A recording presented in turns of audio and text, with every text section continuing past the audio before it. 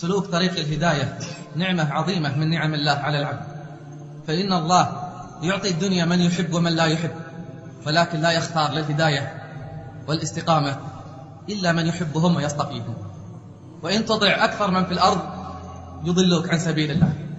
قل لا يستوي الخبيث والطيب ولو أعجبك كثرة الخبيث. ما كان الله ليذر المؤمنين على ما أنتم عليه حتى يميز الخبيث من الطيب. كيف يتميزون؟ يتميزون بالامتحانات، بالابتلاءات، بالمصاعب والآلام. لله عبودية تحقق في الرخاء وفي الشدة. في الرخاء كثير يحقق العبودية لله رب العالمين، أما حين تواجههم امتحانات وصعوبات وخطوبات يسقط كثير. لذلك كان من سنة الله أن يبتلي السائرين على هذا الطريق، لأن الثمن غالي، ثمن الوصول إلى آخر الطريق غالي، كان لابد أن يدفع الثمن غالي. ألف لام ميم. أحسب الناس أن يتركوا أن يقولوا آمنا وهم لا يفتنون ولقد فتنا الذين من قبلهم فلا يعلمن الله الذين صدقوا وما أقلهم ولا يعلمن الكاذبين وما أكثرهم، مصداق قوله وما أكثر الناس ولو حرصت بمؤمنين. الطريق ليس بالسهل، بل مليء بالمصائب والآلام، محفوف بالمخاطر والهموم والغموم. ولقد تنزل على الأنبياء وهم أحب الخلق إلى الله من المصائب والآلام، ما الله به عليم. لذلك قال ابن القيم يا دني الهمة يا ضعيف العزم، الطريق طريق ناح فيه نوح وألقي في النار الخليل وأضجع للذبح إسماعيل، ونزل الضر على أيوب وفقد الولد يعقوب، وأدخل السجن يوسف، ونشر بالمناشير يحيى، وشج رأس الحبيب.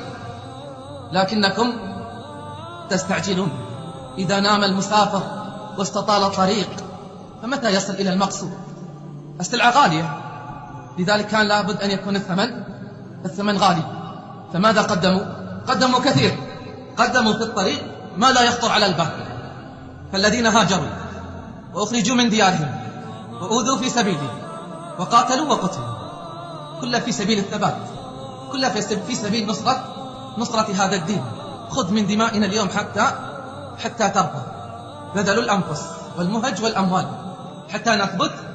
لابد أن نعرف ما الأجر المترتب على الثبات، ما الأجر المترتب على الثبات. وجزاهم بما صبروا جنة وحريرا متكئين فيها على الأرائك لا يرون فيها شمسا ولا زمهريرا. أعددت لعبادي الصالحين ما لا عين رأت ولا أذن سمعت ولا خطر على قلب بشر. يقول بأبيه وأمي والذي نفسي بيده إنكم لتتراءون أهل الغرف كما تتراءون الكوكب الدري في السماء. أسألك بالله العظيم كيف وصلوا؟ أسألك بالله العظيم كيف وصلوا إلى تلك المراتب الرفيعة وإلى تلك الدرجات العالية؟ ذكر الله كيف ثبتوا وكيف وصلوا. من المؤمنين رجال صدقوا ما عاهدوا الله عليه. من المؤمنين رجال صدقوا ما عاهدوا الله عليه، فمنهم من قضى نحبه ومنهم من ينتظر وما بدلوا تبديلا، ليجزي الله الصادقين بصدقهم ويعذب المنافقين إن شاء أو يتوب عليهم، إن الله كان غفورا رحيما. الآية تغير مجرى القوم، آية واحدة تغير مجرى القوم. فانظر ماذا صنعت فينا الآيات في القرآن من الأوامر بإقامة الصلاة، أكثر من 90 أمر. ثم انظر في واقعنا مع صلاتنا. الآية تغير مجرى القوم، آية واحدة تغير مجرى القوم. فانظر ماذا صنعت فينا الآيات. الآية تغير مجرى القوم، آية واحدة تغير مجرى القوم. فانظر ماذا صنعت فينا الآيات. جوال تذكر زادك المدخر. ولمزيد من التواصل يمكنك زيارة موقعنا على الشبكة العنكبوتية أو مراسلتنا عبر البريد الإلكتروني. آية واحدة تغير مجرى القوم. فانظر ماذا صنعت فينا الآيات.